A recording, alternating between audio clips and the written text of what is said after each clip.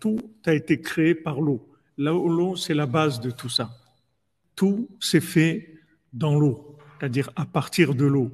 L'eau, c'est la base de tout. C'est-à-dire que même le néant qui a été créé pour pouvoir mettre le temps et l'espace, ce néant-là aussi, il vient après l'eau. D'abord, il y a eu l'eau. Et après, il y a eu la création du néant. Donc, c'est quelque chose d'extraordinaire. Ça veut dire qu'en fait, l'eau, ça vient avant la contraction de la lumière divine pour permettre la création du monde dans l'espace et dans le temps. L'eau, elle était antérieure à ça. Donc dans l'eau, il y a l'infini, puisque c'était avant la création du néant. Donc, c'est après ce qu'il dit ici Rabbi Nathan, Kola Bria Kula, toute la création entière, Vekola Tzimtzum Shel Panui, toute la contraction du néant, Hakol Nitave Menamaim, tout ça, ça a été créé de l'eau. Donc, l'eau, c'est vraiment la racine de toute la création. C'est-à-dire que d'abord, Hachem, il a créé l'eau. Comment, quoi, il n'y a aucune information sur ça. Mais on sait que l'eau, d'après ce qu'il nous dit sur Rabbi Nathan, l'eau, elle était antérieure à toute notion de temps, d'espace, de création, de contraction de lumière divine. Ça veut dire que dans l'eau, il y a tout. Mais on ne peut pas comprendre ça de façon logique. On ne peut pas comprendre comment le néant a été créé à partir de l'eau. C'est l'eau qui a créé le néant.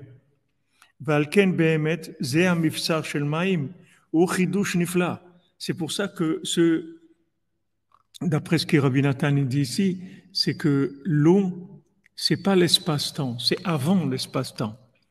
Alors maintenant, ce château en eau, Behemet, il dit Rabbi Nathan, c'est un chidouche nifla, c'est quelque chose d'extraordinaire. Comment un château en eau, tout en eau, les murs en eau, le sol en eau, des arbres en eau, des fruits en eau, tout ça, ce château, c'est un pélé, parce que dans ce monde-là, ça n'existe pas. Comment on va créer un château en eau? Ou c'est de l'eau, ou c'est de la matière. Si c'est de l'eau, comment ça tient? C'est de l'eau. Donc il dit c'est un chidouche nifla, c'est-à-dire ce château-là, en fait c'est une merveille, c'est quelque chose qui dépasse l'entendement humain complètement. Si quelqu'un il voit ce château-là, il va être complètement émerveillé parce que c'est quelque chose qui n'a rien à voir avec tout ce qui existe dans le monde. Donc ce château, Béhémet, il dit ce château en eau, c'est un chidouche nifla, c'est quelque chose d'extraordinaire. Ve'en shum adam sheyuchal liknos bo.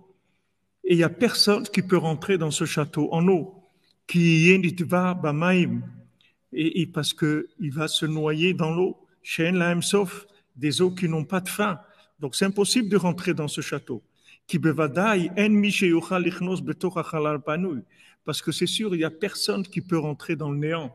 Qu'est-ce qui va rentrer dans le néant? C'est écrit kol baya lo ishovun. Tout celui qui rentre là-bas, il ne peut plus revenir. Ça y est, il disparaît, il ne peut plus revenir de là-bas, on ne peut pas revenir. L'arcor basé à Sechel, de commencer à réfléchir sur ça, qui est nitba Hacham, parce qu'il va se noyer là-bas, qui a le kol baya lo yeshuvun. Voilà, bon Hachem, comme il dit Rabbi Nathan, que tout celui qui rentre là-bas, il ne revient plus. Comme Rabbeinu le dit dans la Torah 64 dont il parle ici, et que Bezat Hachem, que Hachem Zakenu, et Chayenu Zakenu, qui donne le mérite qu'on puisse arriver bientôt à la Torah 64. On est dans la Torah 60, on a bien avancé, Baruch Hashem, 60 Torah de l'écouter Moran en 14 ans. Et Baruch Hashem. Alors, et Bezat Hashem, qu'on le mérite. Donc, ce château en eau, en fait, d'après ce qu'il dit ici, ce château en eau, en fait, c'est la matrice du Chalalapanoui. C'est la matrice du néant. Ce château en eau, il est avant le néant. C'est lui qui a donné la création du néant. Donc quelqu'un qui va rentrer dans ce château en eau, il se noie dans cette eau-là. Il peut pas exister à l'intérieur. Valken Gama Bria Begashmiut, Akol Nitava Minamayim. Donc c'est pour ça que même la création de ce monde-là, tout est venu de l'eau. Tout a été créé par l'eau. C'est-à-dire l'eau, c'est la base de tout.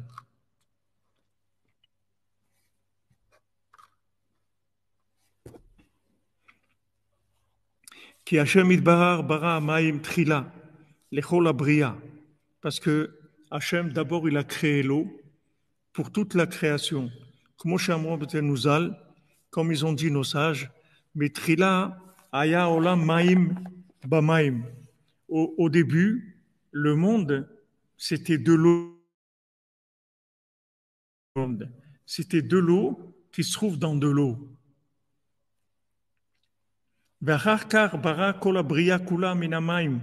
Et après, Hachem, il a créé tout à partir de l'eau. Comme c'est écrit que Hachem, il a donné l'ordre aux eaux de se réunir dans des endroits, de se retirer dans des endroits. Et à ce moment-là, on a commencé à voir la terre ferme. Nimtsa, she'afar be'atzmo, nitava minamayim. Donc on voit que la terre elle-même, c'est quelque chose qui a été créé à partir de l'eau. Donc maintenant, même la terre, elle vient de l'eau. Arakar bara mina afar, kol toldot haaretz. À partir de la terre, il a créé tout ce qu'il y a dans le monde. Nimtsa, she'akol nitavo minamayim. Donc on voit que tout est venu de l'eau. Donc d'abord il y a l'eau qui se trouve dans l'eau, ensuite il y a la terre qui apparaît dans l'eau, et ensuite il y a toute la création qui vient à partir de la terre.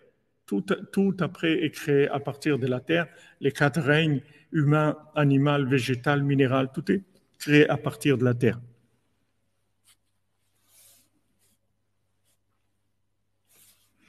Nimtsa she'akol nitava minamayim. Donc on voit que tout a été créé à partir de l'eau. Ki haaretz ve'afar be'atzmo nitava minamayim. Parce que la terre elle-même, la poussière, la terre elle-même, elle vient de l'eau. Ukmo shkatuv leroka haaretz alamayim. Comme c'est écrit que Hachem il a créé la terre sur l'eau. Ve'kol ze meramez she'akol nitava ve'nishtalshel. Tout ça pour nous faire allusion et nous faire savoir que tout a été répercuté des 10 murailles d'eau. C'est-à-dire ces 10 murailles d'eau, c'est le point de départ de tout ce qui existe dans le monde. Regardez où Rabbeinu nous emmène. Regardez qu'est-ce que c'est les Sipporim Asiot. Regardez le mendiant qui n'a pas de main. Regardez où c'est qu'elle va, la princesse, où elle rentre dans ses 10. Regardez où Rabbeinu, dans quel secret Rabbeinu nous emmène. Qui est-ce qui sait ça dans le monde? Il n'y a personne qui sait ça. Il n'y a personne qui est rentré dans cette compréhension-là. Même les kabbalistes, même la Kabbalah, le Zohar, c'est à des milliers d'années-lumière de ces enseignements-là. C'est des choses, c'est de l'essence même divine qui est ramenée dans des notions tellement simplifiées. Donc il dit que tout c'est pour te faire comprendre allusion pour te donner des allusions que tout a été répercuté de ces 10 murailles en eau. Shem Shoresh Kolabria Kula, qui sont ces 10 murailles en eau, elles sont la racine de toute la création. Shenit Hava Bechokma, qui a été créé avec sagesse, Betocha Tzimtzum, dans le Tzimtzum, c'est-à-dire dans la contraction du Chalalapanui. Chez Tzimtzem O Chochmato Litzdadin, que Hachem, il a contracté sa lumière, la lumière de sa sagesse sur les côtés, vers Chochma, ou Prinat Maim Kanal. Et la sagesse, c'est l'eau en question. Comme vous avez dit tout à l'heure, Maim et la Torah, l'eau c'est la Torah. La sagesse, la connaissance, elle vient de l'eau. La connaissance, elle vient de l'eau. Comme on emploie souvent, et ça coule de source ou des notions comme ça, qu'on a souvent tendance à comparer avec l'eau. Donc Hachem, il a, il a contracté sa lumière, sa sagesse sur les côtés, et cette sagesse, c'est l'eau. C'est-à-dire que de la même manière qu'après, vous voyez dans le côté concret que l'eau se retire pour laisser apparaître la terre, que si maintenant l'eau elle se retirait pas, elle se mettait pas sur les côtés, alors il y aurait jamais eu de création. Donc l'eau elle s'est réunie dans des endroits et elle a laissé apparaître la terre ferme. La même chose dans le Halalapanou, dans le néant, Hachem il a retiré sa lumière infinie sur les côtés et il a permis la création du temps et de l'espace et ensuite la création de tous les éléments. Mais le premier élément qui est la racine de tout, c'est l'eau. Quand l'eau se retire, la vie commence. C'est-à-dire la vie commence dans l'eau. C'est l'eau qui se trouve dans l'eau. Apparemment, il y a deux sortes d'eau. Il y a une eau qui est plus, qui englobe plus, qui est plus infinie. Et après, il y a l'eau comme nous on la connaît, qui est l'eau qui se trouve dans l'eau. Donc il y a deux niveaux d'eau, d'après ce que ici il dit Rabbi Nathan.